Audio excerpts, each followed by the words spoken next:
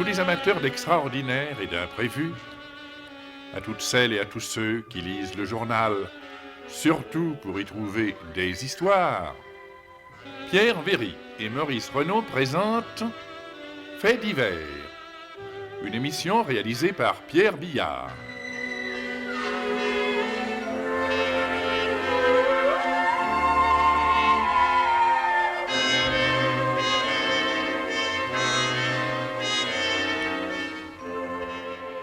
Vous pourrez entendre ce soir Les perroquets vivent 100 ans, une histoire policière de Roger Régent, et Le petit courrier des amateurs de mystère et d'aventure, avec Germaine Beaumont et Roger Régent.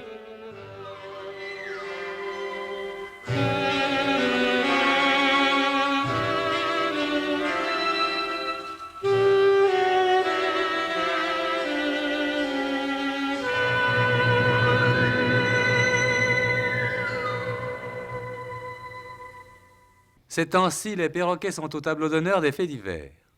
En voici un, par exemple, qui cause un drame conjugal. Le mari, rentrant après une longue absence, s'étonne d'entendre l'oiseau répéter « Hélène, ma chérie, je t'adore. Hélène, ma chérie, je t'adore. » Ce mari, évidemment, ne disait jamais à sa femme qu'il l'aimait. Il a donc conclu qu'il y avait amoureux sous roche, et il a déposé une demande en divorce. Un autre perroquet vient à Barcelone de se voir écarté d'un concours parce qu'il était mal embouché.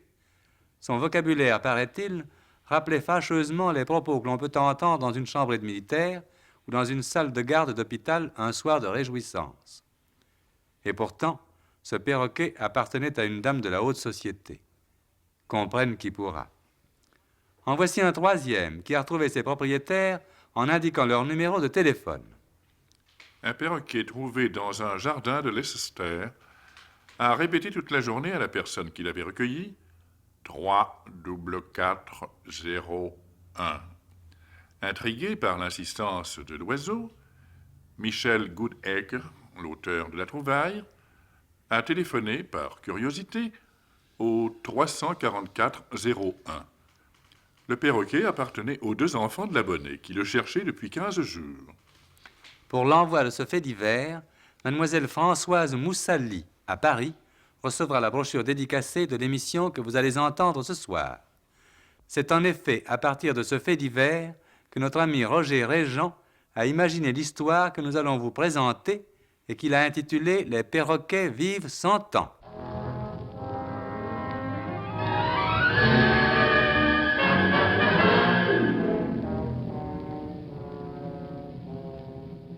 Ce matin-là, à quelques centaines de mètres du carrefour de Beauté, dans le bois de Vincennes, il régnait une agitation inhabituelle. Dans une allée retirée, d'ordinaire déserte et silencieuse, plusieurs voitures stationnaient. Devant la villa Les Tilleuls, un attroupement s'était formé. Et dans le jardin du pavillon, des gens affairés couraient, cependant qu'à l'intérieur... Allez, mes enfants, allez. Prenez vos clichés en vitesse et débarrassez le plancher. Qu'on puisse enfin travailler sérieusement. Voilà, je vais développer ça, hein. Vous aurez tout sur votre bureau avant midi, patron. Oh, c'est dit pas malheur, une belle fille comme ça, 2 balles en pleine poitrine. Bon, allez, on fait grâce des appréciations. Allez, hop, les camps. Bien. Alors maintenant, vous allez me raconter comment vous avez découvert le crime. En arrivant ce matin, comme d'habitude.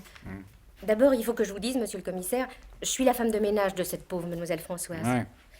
Ça va faire 1 an, le mois prochain. Comment vous appelez-vous? Piffre, Amélie Piffre. Bien. Continuez. Je vous disais... oui, il y aura 1 an, le mois prochain, que je venais chez mademoiselle. Hier, j'étais partie comme d'habitude à 5 heures, après avoir préparé un dîner froid à mademoiselle. Elle m'avait même dit, vous mettrez de l'eau minérale au frigidaire, Amélie. Je me coucherai peut-être tard ce soir. Avant de nous dire ce qui s'est passé hier, je vous demande ce qui s'est passé ce matin. Je pensais que c'était peut-être intéressant pour vous de savoir ce que m'a dit hier soir mademoiselle. Pensez pas trop, madame Piffre. Et venons-en à ce matin.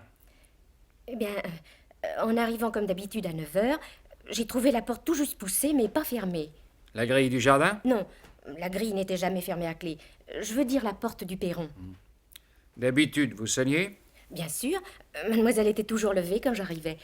Alors ce matin, j'ai sonné quand même, par discrétion, vous comprenez. Et puis je suis entrée. Oh, là, dans le salon, le living room, comme elle disait, oh, j'ai trouvé mademoiselle et le tapis plein de sang. Quel spectacle, monsieur le commissaire. J'ai crié, j'ai appelé, puis voilà. Vous n'avez rien touché dans la maison? Rien remis en place? Oh non, oh, j'avais bien trop peur. Donc, tout était parfaitement en ordre quand vous êtes entré? Oui. Aucune trace de lutte? Aucun meuble renversé ou déplacé? Et la fenêtre donnant sur le jardin était ouverte? Oui. Et puis, ça je l'ai vu en revenant avec les voisins que j'étais allée chercher. Les 2 portes de cette armoire qui servait de bar étaient ouvertes. Pouvez-vous dire si quelque chose a disparu? Ça non. Je ne sais pas ce que mademoiselle avait dans ses armoires et ses tiroirs. Bon, nous allons voir ça. Mais, monsieur le commissaire, il y a quelqu'un qui a disparu. Quelqu'un? Enfin, presque quelqu'un. Cette sale bête de Carolus. Carolus. Le perroquet, monsieur le commissaire. Une bestiole que mademoiselle aimait bien. Pourtant, c'était un chameau de perroquet, sauf votre respect. Il m'a mordu les doigts plus d'une fois. Oh. J'avais pourtant dit à cette pauvre demoiselle qu'il lui porterait malheur. Ces bêtes-là, c'est des porte-malheur. Elle n'a jamais voulu m'écouter. Carolus a dû partir par la fenêtre. Eh ben, bon vent, qu'on ne le revoit jamais plus, celui-là. Bon. Restez à ma disposition, Madame Pifre. J'aurai peut-être encore des choses à vous demander. Et n'ayez pas de cauchemar à cause de Carolus. Allez, vous pouvez disposer. Merci. Borfeuille. Oui. Envoie-moi l'autre témoin. Entrez. Étiez une amie de la victime? Oh, ami, monsieur le commissaire, c'est beaucoup dire. Nous étions les voisins les plus proches de mademoiselle Célérier. Mais notre pavillon est quand même bien à 200 mètres d'ici. Non, c'était surtout ma fille qui était amie avec elle. Elle était plus de son âge. Où est-elle, votre fille? Mais monsieur le commissaire, elle n'est pas là. Monique travaille à Paris. Elle ne rentrera que ce soir. Borfeuille. Faudra convoquer mademoiselle Monique Combe.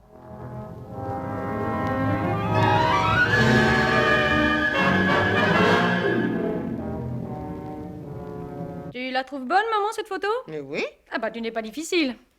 Moi, je me trouve affreuse. Oh. Je louche, j'ai l'air idiote. Et en première page encore. Bon, bah, ils auraient pu me retoucher un peu. Ma petite, c'est largement suffisant comme ça. Et je n'aime pas beaucoup ce genre de publicité pour toi. Mais tu n'y connais rien, c'est formidable, au contraire. Enfin, je veux dire que ce serait formidable si cette pauvre Françoise n'était pas morte. Ça m'a fait un coup, tu sais, quand j'ai appris ça. Je l'avais vue 3 jours avant. Oui, on se chamaillait parfois, mais je l'aimais bien. Elle avait un côté copain qui me plaisait. Et c'est ce que j'ai dit au journaliste qui m'a interviewé. Un garçon très gentil. Tu as vu ce qu'il écrit? Non? Mademoiselle Monique Combe, une jolie jeune fille de 22 ans, brune, l'air décidée, intelligente. Je crois que j'avais une touche sérieuse. Oh, Monique! Bon, n'en parlons plus. Oh. Dis donc. Elle a pas l'air d'avancer bien vite, leur enquête. À part ce que je leur ai dit, ils n'en savent guère plus long. Toujours les mêmes, les flics. Il y a qu'au cinéma qu'ils font des découvertes sensationnelles, mais dans la vie, Tintin. En somme, qu'est-ce qu'il sait au juste, ce commissaire Vigne? Que Françoise Célérier jouissait d'une excellente réputation, qu'elle vivait seule dans la villa que lui avaient laissée ses parents, qu'elle était fiancée à un monsieur très bien de Paris. Un monsieur de 40 ans? Oh, tu es stupide. Tu m'as toujours dit toi-même que ce monsieur Bourgard était très bien, qu'il avait une belle situation, enfin, dans la banque, je crois. Oui, très bien. Un monsieur très bien. On l'a interrogé, lui aussi. Il dit qu'il ne comprend rien. Il devait se marier dans 2 ou 3 mois. Ah, c'est tout de même vrai. Je comprends rien, moi non plus, à cette histoire. Enfin, je connaissais personne qui aurait eu des raisons de tuer cette pauvre Françoise. 2 balles de revolver en plein cœur. Ouais, il y aurait qu'une explication, ce serait un cambrioleur. Mais on n'a rien touché dans la maison. Ils disent même qu'on a retrouvé 200 et quelques mille francs dans le tiroir d'un secrétaire qui n'était même pas fermé à clé. Oh, tout ça est bien étrange. Françoise et moi, nous nous racontions toutes nos petites affaires, enfin... presque toutes, il me semble. Pourtant, depuis quelques jours, j'avais l'impression qu'elle n'était plus la même. C'était comme s'il y avait eu quelque chose qu'elle n'aurait pas voulu me dire. Hein? Mais tu as dit ça au commissaire, j'espère. Oh, penses-tu, pas question. Non, c'est une impression tellement vague. Et peut-être fausse, d'ailleurs. Si on devait faire part à la police de toutes nos impressions et lui raconter nos rêves, qu'est-ce qu'il y aurait comme erreur judiciaire?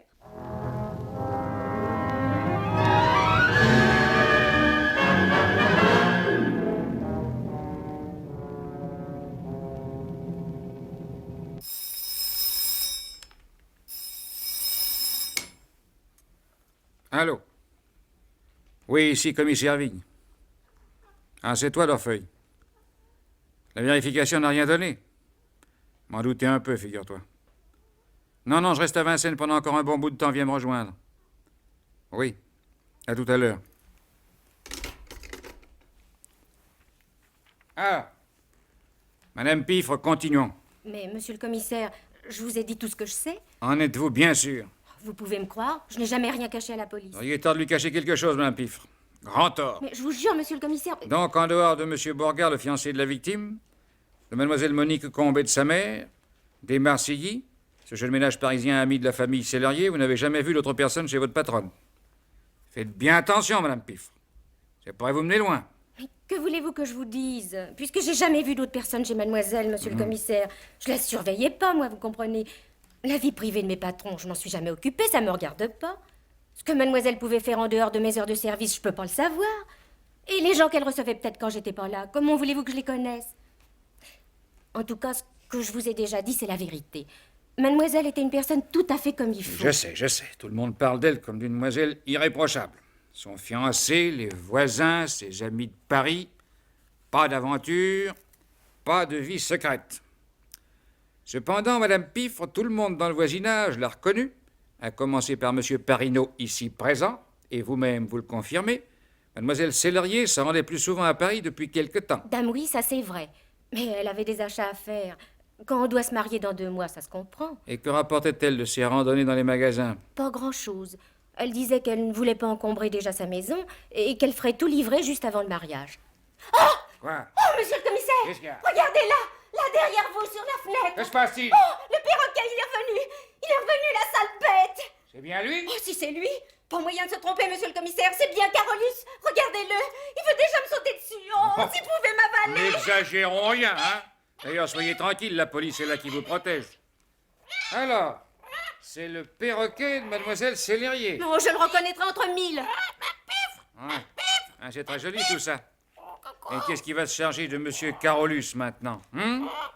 À moins que vous vouliez l'adopter, Madame Piffre. Oh, ben non, Hein? là, par exemple. Oh, ne me parlez pas de cette horreur de perroquet. Je vous dis, s'il pouvait m'assassiner, il le ferait. Vous assassinez, Madame Piffre? Diable! N'allez pas me dire aussi que c'est lui qui a tué Mademoiselle Sellerier? Hein? Oh, tais-toi, sale bête! Oh, tais-toi! On pourrait le caser chez Madame Combe, monsieur le commissaire. Mademoiselle Monique aimait beaucoup Carolus. Elle serait sûrement contente de l'avoir. Et puis, ce serait un souvenir de son ami qu'elle garderait. Entendu, qu'on donne cet animal à Mademoiselle Combe, si ça lui fait plaisir. Eh bien, tenez, Monsieur Parinaud, puisque vous habitez près de chez elle, emmenez donc Carolus, hein? Et dites à Monique de lui faire réciter sa table de multiplication. Il a l'air doué pour les chiffres, hein? Bon. Allez. Maintenant, assez de foutaise, revenons aux choses sérieuses. Bon, patron. Ah, te voilà, toi. Toujours bredouille? Eh oui, patron, le tuyau donné par le témoin marseillais n'avait aucun intérêt. Et tu trouves que c'est une réponse, ça? Mon petit Durfeuille, je t'aime bien. Mais si c'est comme ça que tu fais ton apprentissage, tu feras pas long feu dans la boîte. Ton boulot, tu t'en fous comme de l'an 40. Et ça veut pas durer. On vasouille dans cette affaire et monsieur va faire le joli cœur. Oh, patron, Assez. si j'ai revu Monique, c'est parce que j'espère apprendre des choses par elle. Est-ce que tu me prends pour un imbécile? Bon, comment pouvez-vous penser que... Ah non. Ne vous fâchez pas, patron, j'avais justement quelque chose à vous demander. Refusé. C'est que j'ai dit à Monique que je dînerai avec elle aujourd'hui. Si vous me donnez pas quartier libre ce soir, c'est foutu. Eh ben, c'est foutu. Ou plutôt non. D'accord. Mais à une condition. Que tu apprennes ceci. Pourquoi Françoise Sellerier a-t-elle retiré 200 000 francs de son compte au Crédit Lyonnais de Vincennes le jour même du crime? Si demain matin tu n'as pas la réponse, t'es balancé, mon petit. Merci, patron. Vous saurez tout. Monique peut pas me refuser ça. Vous permettez que je lui téléphone à son bureau pour lui donner rendez-vous? Vas-y.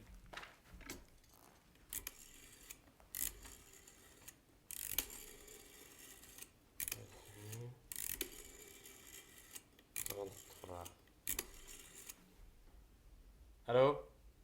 Allô, Élysée 2833? Hein? Comment? Non, non, j'ai dit 33. Ah, pardon, c'est une erreur. Oh non! Oh non! Ah, sacré nom de... Parinaud! Parinaud! Qu'on aille tout de suite me chercher Parinaud et son perroquet! Allez!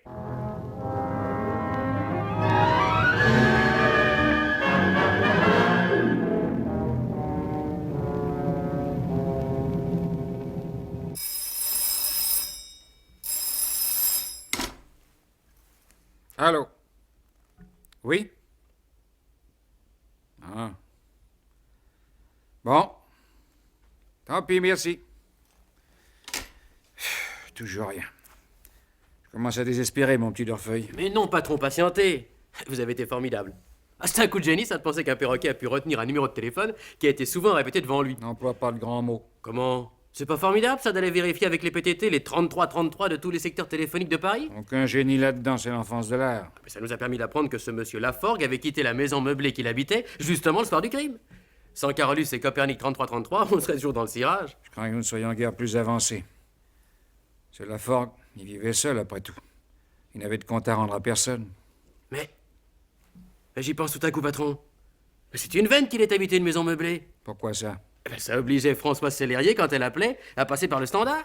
Et à demander si elle avait bien Copernic 33-33 avant de réclamer l'appartement numéro 7.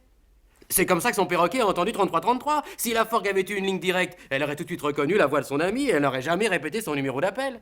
Et Carolus n'aurait jamais pu nous mettre sur la piste. Bravo. Tu es en progrès. Merci, patron. N'empêche que nous avons perdu un temps précieux avec toutes ces vérifications. Près de 3 jours. Ah. Allô? Oui? Non, il n'est pas ici. Ben, ça n'a rien de drôle à 3 heures du matin.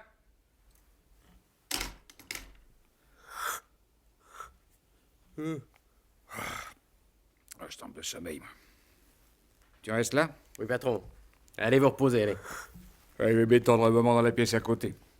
J'entendrai sans doute le téléphone.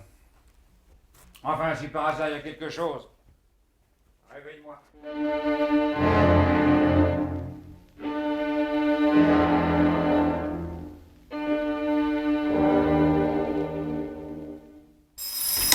Allô? Allô, oui? Oui? Aux funérailles.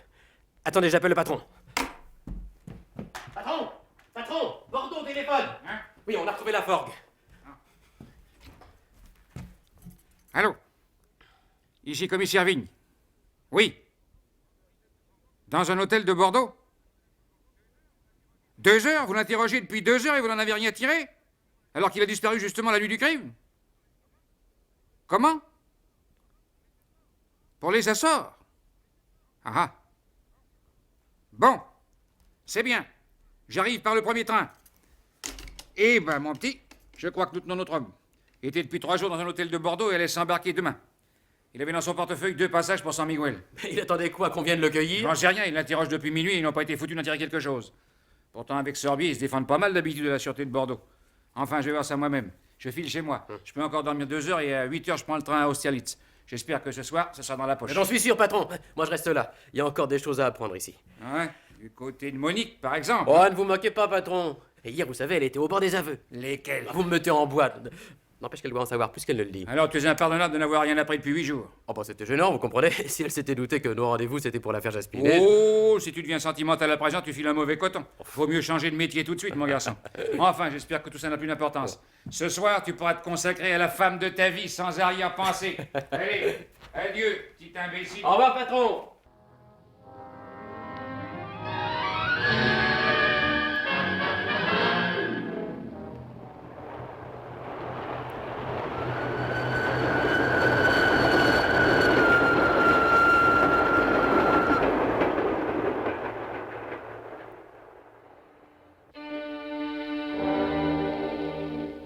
Bonjour Vigne.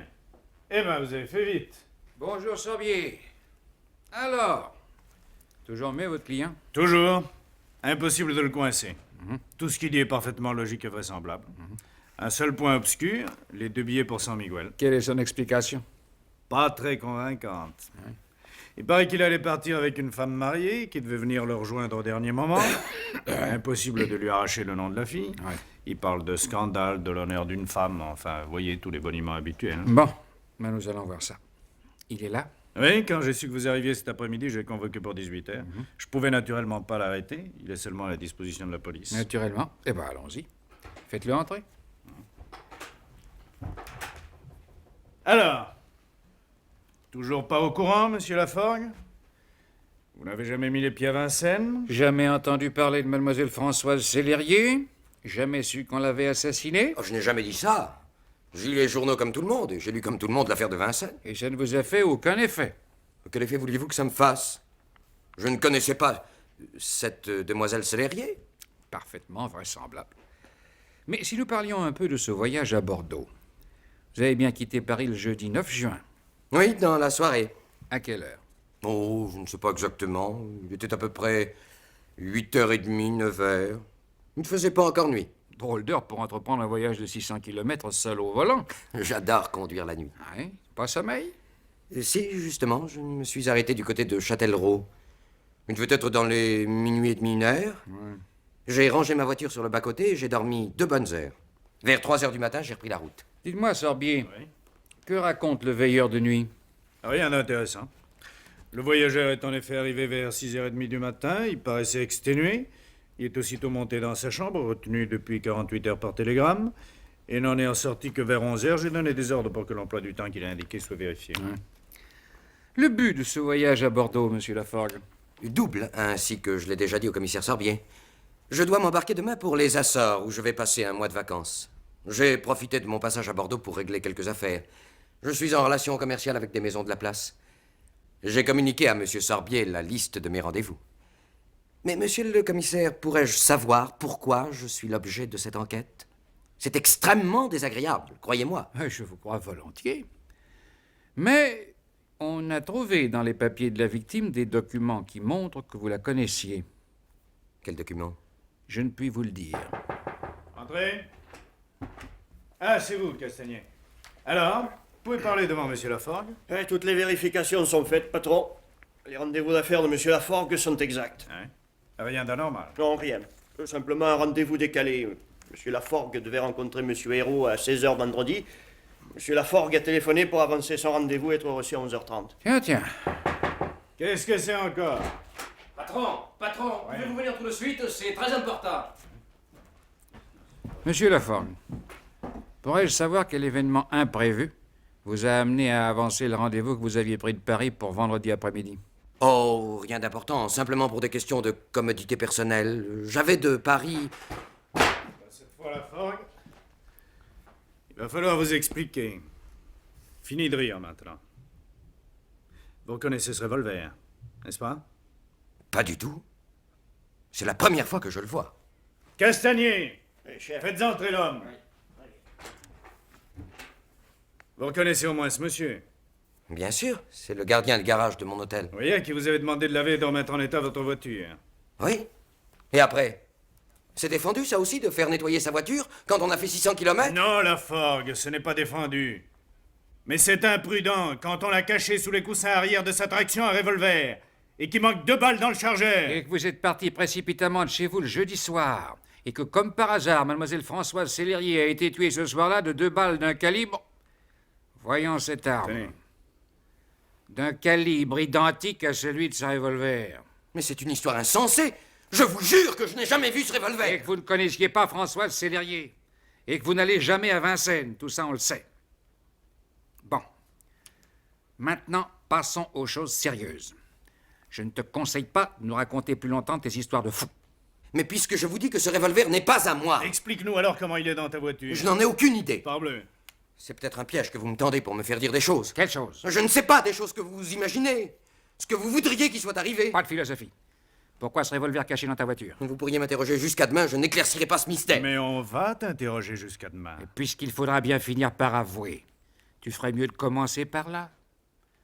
Qu'as-tu fait?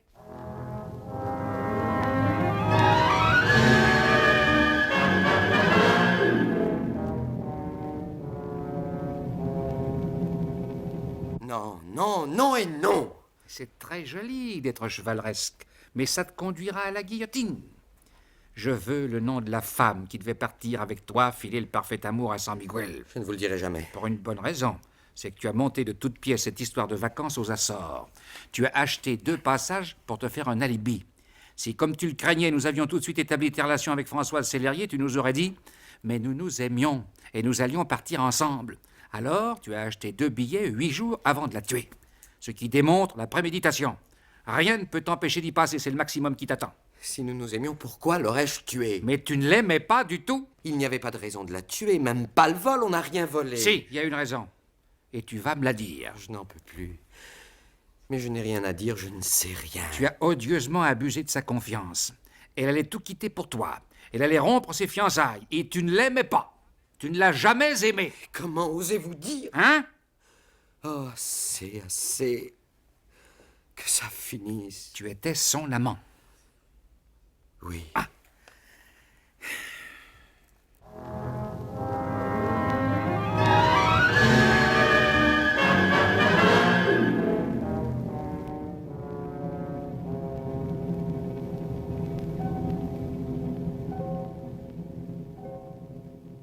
Maintenant que tu as un peu récupéré, raconte. Oui. J'aimais Françoise. Et je suis sûr qu'elle m'aimait. Comment pouvez-vous imaginer que j'aurais pu la tuer? C'est moi qui pose les questions, pas toi. Depuis quand étais-tu son amant? Bientôt 2 mois. Je l'avais connue à Nice, en avril. Elle était déjà fiancée? Oui. Mais entre nous, il y a eu quelque chose d'immédiat, d'irrésistible. Et puis nous avons très vite compris que son mariage avec Bourgard était impossible. Mais elle n'osait pas lui annoncer sa décision. Son fiancé avait toujours été très gentil avec elle. Elle redoutait de lui avouer tout cela en face.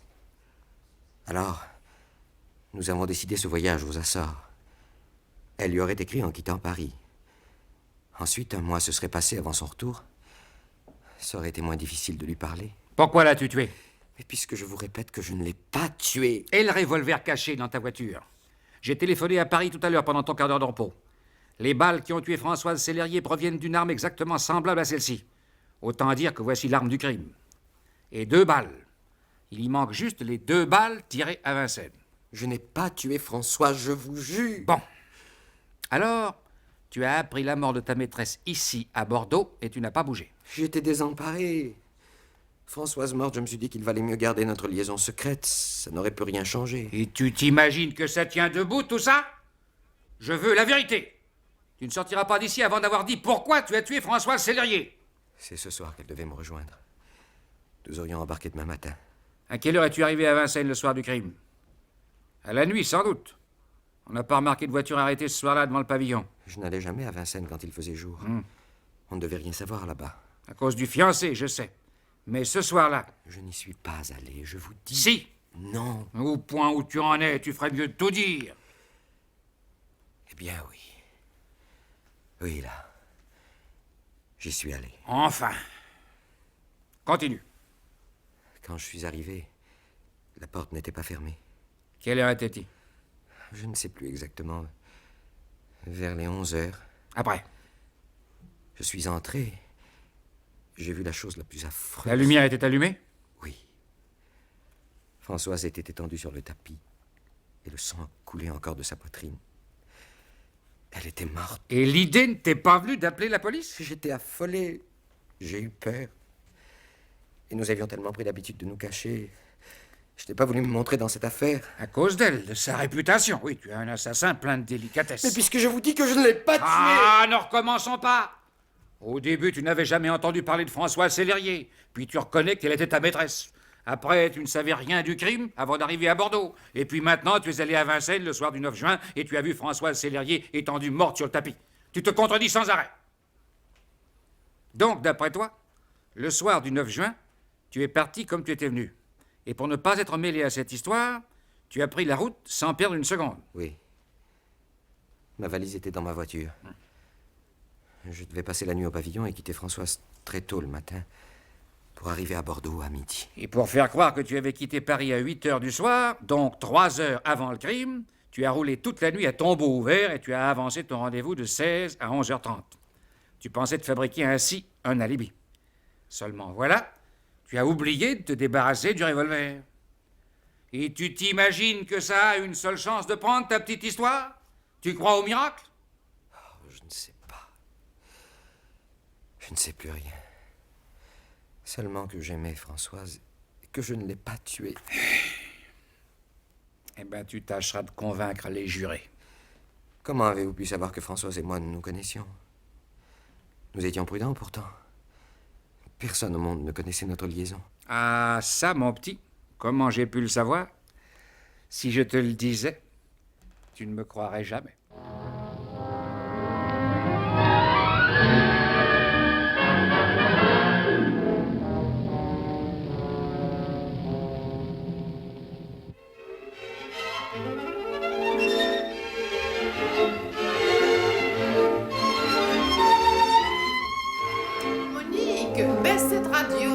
ses oreilles. Mais ils vont peut-être donner le résultat, il n'est pas dans les journaux du soir.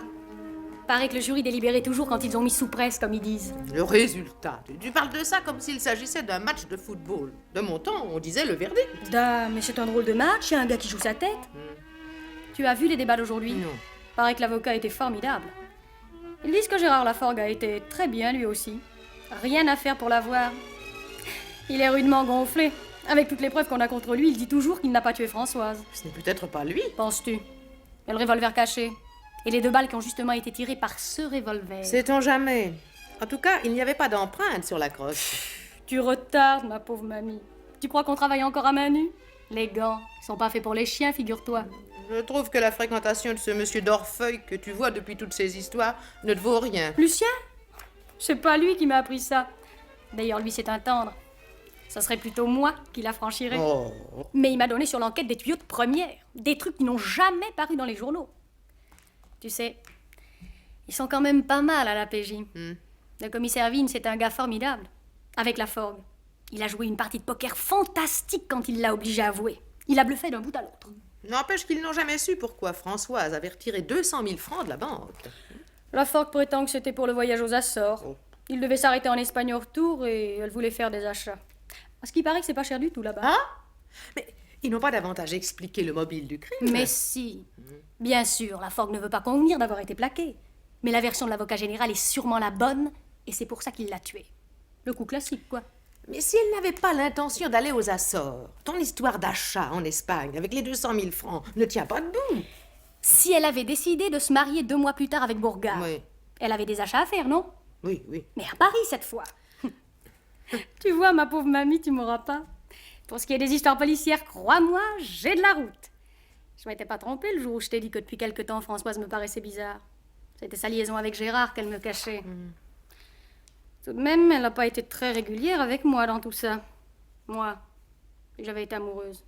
Je lui aurais dit. Oui. Oui, bien sûr, je lui ai pas parlé de Maurice. Oh, mais enfin, je n'étais pas très amoureuse de Maurice. Qu'est-ce que tu dis? Écoute! San Francisco s'est écrasé au départ de l'aérodrome de Mexico. Pas de victimes. De Madrid, la grande vedette de cinéma Eugénie Albrigida est arrivée aujourd'hui à Madrid.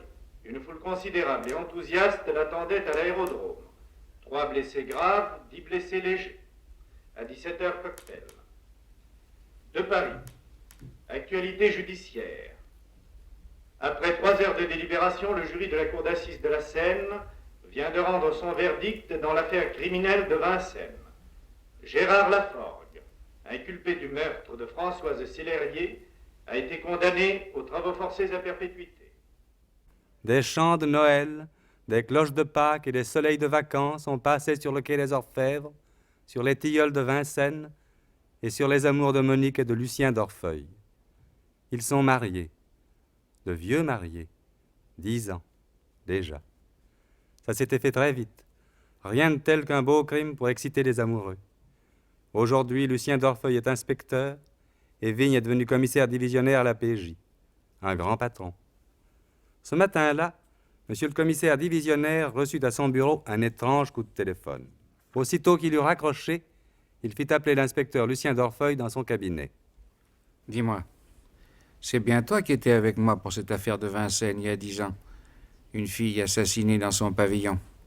Je suis allé cueillir le type à Bordeaux. Oui, patron, ce sont de ces affaires qu'on n'oublie pas, vous pensez? C'est là que j'ai connu Monique. Oh, mais c'est vrai. Tu débauchais les témoins dans cette affaire. J'ai réparé. Enfin bref, là n'est pas la question. Je viens de recevoir un coup de téléphone du juge d'instruction. Il paraît qu'il y a un fait nouveau très important. Va cet après-midi chez cet honorable magistrat. Voir de quoi il retourne. Entendu, patron. Ben, c'est ma femme qui va en faire une tête. Un secret professionnel, qu'est-ce que tu en fais? Allez, file, galopin.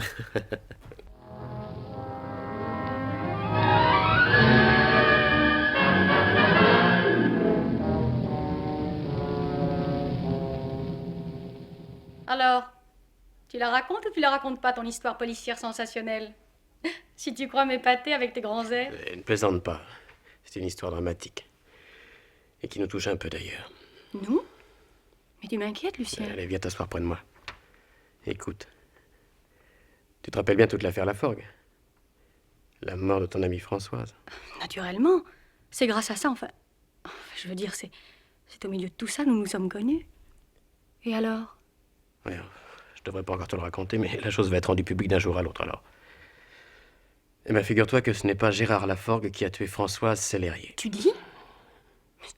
C'est pas possible, on avait toutes les preuves. Oui, toutes. Sauf les aveux. C'est même pour ça qu'il n'a pas été condamné à mort. Et qui est l'assassin de Françoise? Un type de Vincennes, un certain Martinet, qui vient de mourir. Et qui a vidé son sac. En levant les scellés de son coffre au Crédit Lyonnais, on a trouvé un pli pour le juge d'instruction. Il raconte tout dans une longue lettre. C'est un fou. Ça existe des gens qui s'accusent ainsi. Oh, pas lui. Il y a dans sa confession des détails qu'il n'aurait pas pu inventer. D'ailleurs, on a tout contrôlé à la boîte, ça se tient. 2 ou 3 bricoles encore à vérifier avec Laforgue, 3 fois rien. Mais il est au bagne. Depuis 8 ans, oui. On a tout de suite avisé l'administration pénitentiaire. Dès qu'on a été sûr que Martine disait la vérité, on va libérer Laforgue. Et on ouvrira le procès de réhabilitation. Oh, c'est affreux. 8 ans de biribi quand on n'a rien fait. Mais qu'est-ce que c'est que ce Martinet qui prétend être l'assassin? Qui prétend? Qui est, sans aucun doute. Et ben voilà, il raconte qu'il y a 10 ans, il tenait avec sa femme un petit commerce à Vincennes. Ça marchait pas du tout, il était au bord de la faillite. Alors un jour, en allant à la banque, il vit devant lui, à la caisse, une jeune fille qui touchait 200 000 francs. C'était une somme, il y a 10 ans, 200 000 francs. Il connaissait de vue Françoise Sellerier, elle allait quelquefois à son magasin. Il savait aussi qu'elle habitait seule une villa un peu isolée, du côté du carrefour de Beauté. Alors comme il était complètement désemparé, aux abois, il explique qu'il décida le soir même d'aller cambrioler le pavillon. Il affirme qu'il ne voulait tuer personne, qu'il n'était pas un assassin, bien sûr. Et tout de même, il a pris son revolver en cas de besoin, comme il dit. Mais pourquoi a-t-il tiré?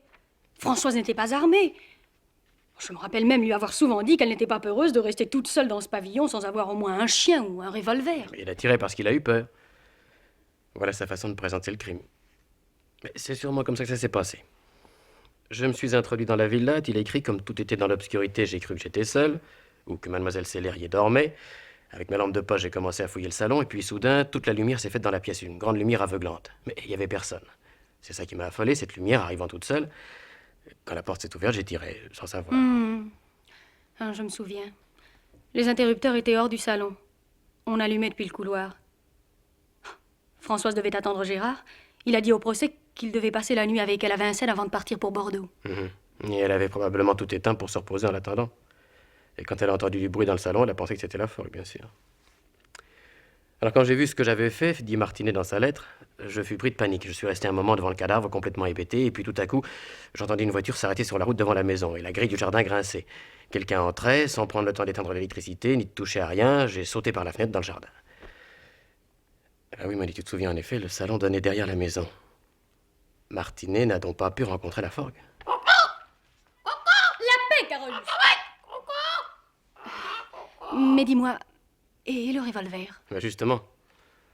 Voilà où ce Martinet n'était pas un si bon bougre qu'il veut bien le dire. En voyant une voiture arrêtée devant la porte, il a eu une idée machiavélique. Il a effacé toutes les empreintes sur la crosse. Puis il a caché l'arme sous les coussins arrière. Là où on l'a retrouvée. Un si bon bougre, dis-tu? Mais moi, je trouve que c'était un ignoble salaud. Il n'a pensé qu'à une chose en voyant la voiture de Laforgue, faire endosser son crime par cet inconnu qui venait rendre visite à Françoise justement cette nuit-là. C'est monstrueux. Oui, c'est monstrueux. Et pourtant, il y a dans sa confession au juge un côté pouf type qui m'a touché. Il dit que pendant des années, il a vécu avec ce remords affreux qui a fait de sa vie un véritable enfer. Oui, il avait réussi à rétablir la situation de son commerce, il était devenu presque riche. Il n'a jamais eu le courage, dit-il, de détruire ce petit bonheur de 4 sous et de jeter ma femme dans le malheur et le désespoir. Et les derniers mots de sa lettre, tiens, je les ai par cœur. Maintenant, qu'on libère tout de suite Gérard Laforgue. Du fond de ma tombe, je lui demande encore pardon. Mais pourra-t-il jamais pardonner ma lâcheté? Je l'en conjure. C'est assez pitoyable, en effet. Voilà un homme qui avait peut-être été jusque-là un honnête petit commerçant, un de ces types dont on dit qu'il ne ferait pas de mal à une mouche. Et puis un jour, le voilà qui fait la chose la plus ignoble qu'on puisse imaginer. Et qui restera la seule chose de lui dont on se souviendra. On ne le jugera plus que là-dessus. C'est pas la première fois que je vois ça dans mon métier, ni la dernière, hélas. Les meilleurs peuvent commettre parfois les pires crimes, et les pires assassins sont capables de... Ouais, faut pas trop penser à tout ça. Comme dit le patron, c'est de la philosophie déprimante. Il y a une chose que je ne comprends pas. Pour que Martinet puisse cacher son revolver dans l'auto, il a fallu que celle-ci soit ouverte. Pourquoi la Forgue, qui devait passer toute la nuit avec Françoise, n'a-t-il pas fermé sa voiture qui allait rester dehors? C'est bien imprudent. On pouvait la voler. Toi, mon petit, tu lis trop de romans policiers, tu penses à tout. Eh bien, en effet, Laforgue a déclaré que ce soir-là, il avait rapporté à son ami son poste de radio. C'était un poste d'une assez grande dimension. Laforgue, en descendant de voiture, n'avait pas trop de ses deux bras pour le porter. Il est donc entré dans la maison avec son gros paquet en pensant qu'il allait revenir aussitôt fermer sa voiture. Ce Martinet a eu toutes les veines. Oh, oui et non. Il dit au juge que si Laforgue avait été condamné à mort, il se serait dénoncé. Le bagne, c'est peut-être pire que la mort. Peut-être. Mais enfin, on peut toujours avoir l'espoir d'en sortir. La preuve. C'est le type de l'erreur judiciaire classique. Mais j'avoue, ce n'est peut-être pas très joli de ma part, que celle-ci me touche beaucoup plus que les autres. Nous sommes tellement liés à cette affaire tous les deux. Notre rencontre, c'était le lendemain du 9 juin. Notre premier rendez-vous, c'était quand on a découvert ce garçon à Bordeaux. Notre premier baiser, c'est son arrestation. Et le verdict, c'est un peu notre vérité. Laforgue va être libre. L'assassin de Françoise a expié. Il est mort. Et en somme, cette affaire, c'est le rendez-vous de la peur. Martinet a tué parce qu'il a eu peur. Laforgue s'est enfui parce qu'il a eu peur. Ça les a tous les deux conduits à la catastrophe. Quand même. C'est inouï de penser que tout cela est arrivé parce qu'un imbécile de perroquet, avec cette manie idiote qu'ils ont de tout répéter, s'est mis à gueuler un numéro de téléphone. On aurait trouvé Laforgue sans ça. Moi, jamais de la vie. Il n'y avait absolument aucune trace de la liaison Françoise-Laforgue. Sans ce numéro de téléphone donné par Carolus, on ne serait jamais remonté jusqu'à Gérard Laforgue. C'est fantastique. Un homme est au bagne depuis 10 ans parce que cette petite bestiole... Et il est là, cet animal, tranquille et heureux sur son bâton. Et il va encore vivre 100 ans comme tous les perroquets. Quand nous serons tous morts depuis longtemps, Laforgue, Vigne, toi et moi, il sera toujours là, sur son perchoir, à jacasser idiotement sans rien comprendre.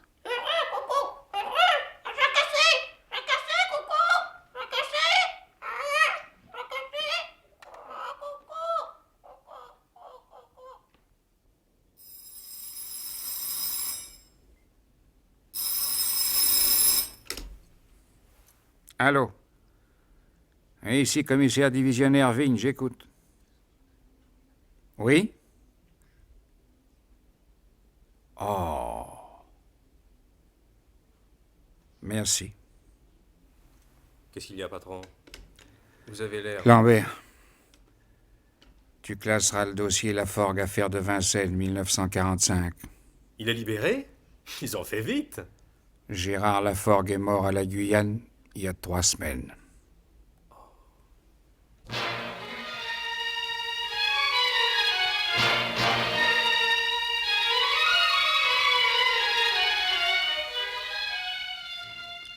Les perroquets vivent 100 ans, nouvelle radiophonique de Roger Régent, était interprétée par Louis Seigné, sociétaire de la Comédie Française, dans le rôle du commissaire Vigne, et Jean Negroni, Gérard Laforgue, Caroline Claire, Monique Combe, Pierre Delbon, Lucien Dorfeuille, avec Becky Rosanès, Florence Brière, Yves Duchâteau, André Var, Jean-Louis Maury et Joé Noël Le Perroquet.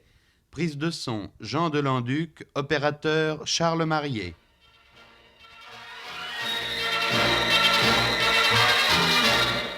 Après Roger Régent, qui vient de vous conter une histoire où un perroquet joue un rôle important, je vais à mon tour vous rappeler un fait divers où un rossignol est appelé à jouer un rôle non moins important, mais un rossignol un peu particulier, j'en conviens. Il s'agit du fait divers que vous étiez invité à titrer et qui relatait qu'une banque anglaise, dont l'un des coffres-forts contenait d'importantes valeurs, s'était bloquée et avait été obligée de faire appel par voie d'annonce à un cambrioleur habile pour ouvrir le dit coffre, tous les serruriers spécialistes n'ayant pu en venir à bout. Madame Betty Serrier, à Voiron, Isère, dans une aimable lettre dont nous la remercions, nous fait spirituellement remarquer que nous avons proposé là, pour le jeu des titres, un sujet en or. Nous le croyons volontiers au nombre des réponses reçues. D'abord, une infinité de Sésame ouvre-toi, de Chant du Rossignol et de Touchez pas au Grisby. C'était évidemment là, titre qui venait tout de suite à l'esprit. Madame Ménouret, à Istres, Bouches-du-Rhône, et Monsieur Audenay, à Paris 3e, pense qu'on aurait pu rédiger très simplement l'annonce faisant appel à ce spécialiste en serrure rétive. On demande un homme de peine. Ou encore peine perdue, comme le suggère M. Guy Bardouleau à Paris 15e et M. Henri Brunel à Tain-l'Hermitage, Drôme. Dans les à peu près, qui ont toujours beaucoup de faveur, nous citerons un cassement de père de famille, de M. Patrick Dumont à Paris 17e. On ne badine pas avec la lourde, de M. Giacosa à Thiers, Puy-de-Dôme. On demande un fort en peine, de M. Louis Coulet à Melun. À quelque chose voleur et bon, de M. Jean Athénol à Paris 15e. Et chèque bancaire, de M. Moreau au Baradet, Landes. Ali Baba et les garants de valeur, de Mme Dermain à Béziers. La salle des coffres de cet établissement de crédit anglais, qui ne manque pas de hardiesse, inspire à M. Jean-Pierre Génin à Châtenay-Malabry-Seine ce terrible « Les caves du Vasy-Gang » qui fera certainement frémir les mânes du regretté André Gide. M. Prouvier à Montrouge et Mme Bauche à Paris, eux, pensent à Jean-Paul Sartre avec Huis clos. Les films, comme d'habitude, sont mis à contribution, avec quelques variantes dans leurs titres originaux. Le rouet vers l'or, de M. et Mme Robert Arnoux, au Mans. Ouvrez, nous ferons le reste, de Mme Ledizet à Asnières et Mlle Humbert à Baternay, Drôme. Le fric défendu, de M. Pierre Durban, à Paris 4e. Deux chansons connues sont également mentionnées et s'appliquent fort bien dans la circonstance. La première, J'ai ma combine, citée par Mlle Pierrette Pêche à Chartres et M. Jean Kervévan à Quimperlé, Finistère. Et l'autre, Ouvre ta porte, Richard, envoyée par M. Patrice Rousselet, M. René Mounier, Mlle Suzanne Tonneau, tous trois à Paris, et M. Panel à Brie-sur-Marne. Madame Seux, à Lyon, pense au titre d'un roman de Peter Chenet, Passer la monnaie.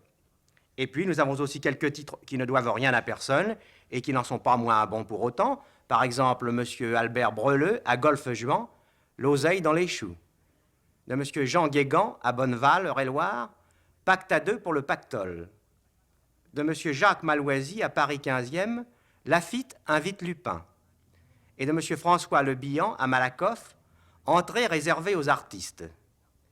Nous avons pris, mais aujourd'hui, ce titre, Fric-frac sans fric, qui nous a été envoyé par M. Georges Pelletier à Paris 7e. C'est donc ce correspondant qui recevra par un prochain courrier le roman policier que nous envoyons au lauréat de la semaine. Voici maintenant le prochain fait divers que nous vous proposons de titrer et qui nous est adressé par Mme Sablière à Paris. Hamilton, Canada. Victime d'un hold-up et soigneusement ligoté, un veilleur de nuit a réussi à appeler la police en composant le numéro téléphonique avec son nez. Les résultats seront communiqués à notre émission du 8 mars et nous vous rappelons notre habituelle recommandation, postez-nous vos réponses avant samedi prochain. D'avance, nous vous en remercions. Le fait divers qui a été retenu cette semaine en vue d'une émission ultérieure est à proprement parler plutôt une annonce qu'un fait divers. C'est Madame Couturier à Lamastre que le sort a désignée comme gagnante de la brochure dédicacée. Voici ce fait divers. On recherche les héritiers d'un Français prénommé Eugène Xavier Charles Émile Louis, décédé en Amérique du Sud. Né en 1870, il était vraisemblablement originaire d'Île-de-France. C'est Lucie Derain qui va imaginer une histoire à partir de ce fait divers. Elle a déjà retenu ce titre, Le rosier des eaux.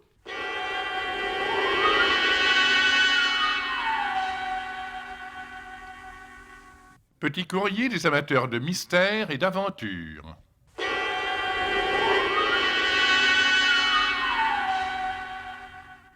Les livres lus par Germaine Beaumont. Il y a des romans policiers qui présentent l'agrément d'être en même temps des études de caractère et de mœurs. C'est le cas du roman de Kathleen Moore Knight, intitulé Bien mal acquis, et qui paraît dans la collection Le Masque. Bien mal acquis n'est pas un roman noir, en ce sens que la parole n'est donnée ni à la torture ni aux mitraillettes. On n'y voit pas la police d'État et la police privée s'y livrer dans des flaques de sang à des combats singuliers. Mais c'est un roman noir, en ce sens qu'il nous montre le pouvoir de destruction de l'argent, même dans une famille aussi bourgeoise que la famille Gibbs. Cette famille est depuis longtemps fixée dans l'île de Pembertey, où elle occupe, de par son nombre et son ancienneté, une situation privilégiée.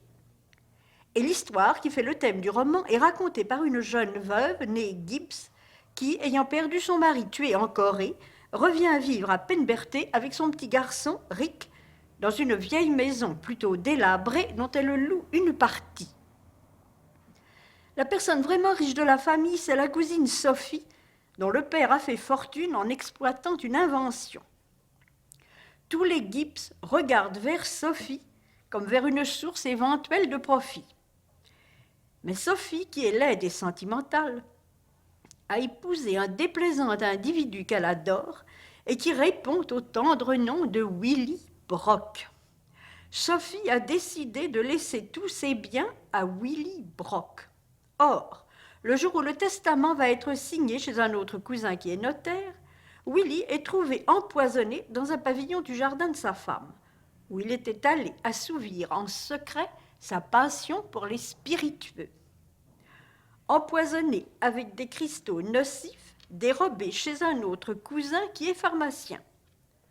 On accuse le fils du cousin, mais le fils meurt à son tour. De cadavre en cadavre, va-t-on parvenir à l'extermination totale de la famille Gibbs? Non. Mais grâce à un pittoresque détective local, on arrive à exposer l'insoupçonnable auteur de tous ces forfaits. Si l'on a la patience d'endurer un premier chapitre consacré à l'énumération et à la description de tous les Gibbs habitant l'île de Penberthe, on ne s'ennuie plus. Et l'atmosphère de l'île change un peu de celle des bars de New York et de Chicago, dont nous sommes hélas saturés. Une toute autre atmosphère est celle de Puzzle Noir, qui est un suspense traduit de l'allemand. L'auteur du roman se nomme Johanna Mursdorf, et le livre est publié aux presses de la Cité. Il est toujours intéressant de jeter un coup d'œil sur une production policière inusitée. Ceci dit, le livre de Madame Mursdorf est des plus curieux. Il commence dans la brousse africaine où d'ignobles fonctionnaires coloniaux français croupissent dans le vice et l'ivrognerie. Le moins corrompu, Marcel Lebrun, a épousé une Allemande qui s'est suicidée. Il voudrait savoir pourquoi et remonter dans le passé de cette dame qu'il a connue, dans la douceur idyllique d'un camp de prisonniers français en Allemagne, tenu par un couple de geôliers gâteaux qui choyaient ces prisonniers. Là, le camp délicieux est devenu un restaurant de luxe dont Marcel Lebrun tue le directeur à tout hasard. Après quoi, soulagé, il revient à l'ignominie de la colonisation française où une faible lueur est enfin projetée sur le suicide de la dame. En fait, tout au long de ce suspense, nous n'avons été suspendus qu'au seul désir de refermer ce livre tendancieux.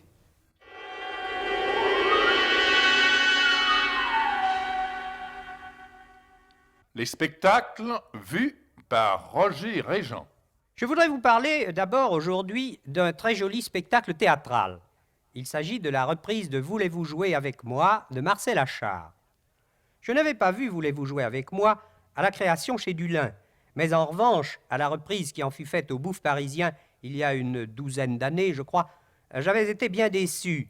C'est que cette œuvre de Marcel Achard est réellement un spectacle cirque, beaucoup plus qu'une œuvre en forme de pièce. Dans le rectangle d'une scène, elle n'est pas dans sa dimension. En revanche, sur la petite piste du théâtre en rond, où on la joue actuellement à Paris, tout est à sa place. Les personnages, les accessoires, les répliques et jusqu'aux sentiments eux-mêmes. Et puis il y a les acteurs. À cette reprise des Bouffes parisiens dont je parlais à l'instant, il y avait des interprètes de grand talent, Arletty, Pierre Brasseur, Armontel, Paredes, mais ils jouaient la pièce en comédien et non en clown. Arletty, elle aussi, était complètement étrangère à son personnage. Elle jouait son rôle comme n'importe quel rôle de comédie. Cette fois, au contraire, allez voir les interprètes du théâtre en rond. Robert Derry est merveilleux. Il fait des entrées et des sorties de clown. Il fait véritablement pousser sous ses pieds le tapis brosse. Christian Duvalex et Jacques Duby sont remarquables aussi. Et Colette Brosset semble avoir été toute sa vie écuyère ou funambule. Dès qu'elle entre en piste, il semble que toutes les étoiles du chapiteau s'allument autour d'elle. Toutes ces parures rendent à la jolie pièce parade de Marcel Achard sa légèreté première et sa poésie. Au cinéma, après les grosses locomotives Clouseau et Hitchcock, dont on vous a déjà parlé, nous sommes ramenés à la modestie, à beaucoup de modestie, avec un certain nombre de films de toute petite ambition. Par exemple, cet Interdit de séjour qu'a tourné Maurice de Canonge en utilisant une idée que lui a apportée le commissaire Belin. Le cas de l'interdit de séjour pose incontestablement un problème intéressant et dramatique. On ne peut pas dire qu'il soit traité dans ce film. Les personnages sont vraiment trop sommaires. Ils jouent non un rôle, mais un emploi. Ils sont des types. Ce parti pris de décalcomanie ôte beaucoup d'intérêt à l'affaire. Mais techniquement, le film est assez bien fait. Pas dans le genre fignolé ou raffiné, bien sûr, mais c'est un bon équarrissage. C'est bien joué aussi, notamment par Paul Francoeur. Quant au jeune Claude Lédu, on connaît ses qualités. Il vaut mieux que le rôle qu'on lui fait jouer ici.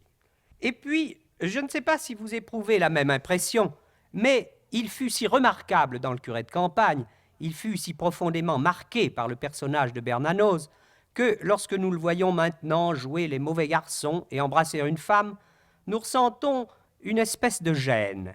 Pourra-t-il jamais se débarrasser de la soutane du curé de campagne? Il nous paraît à présent jouer éternellement les défroqués.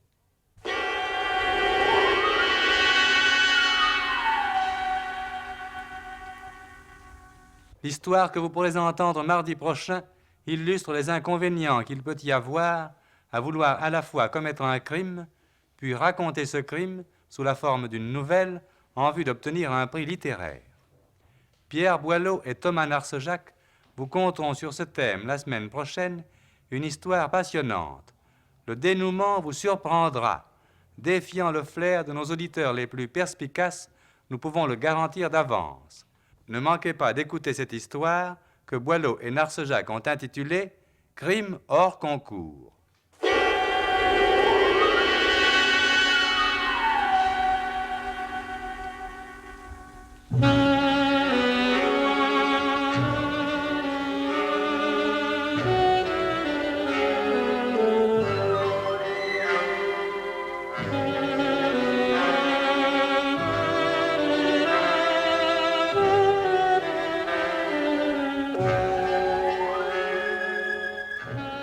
La radiodiffusion française vous a présenté Faits divers, une émission de Pierre Véry et Maurice Renaud.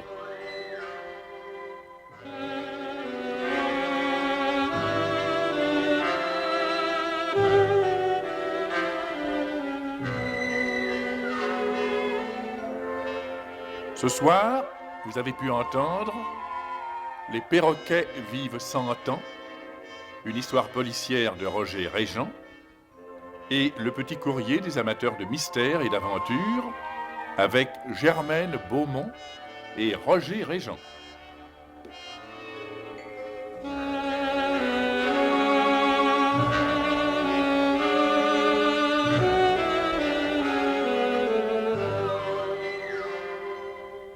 Assistant Jean Garetto, réalisation Pierre Billard.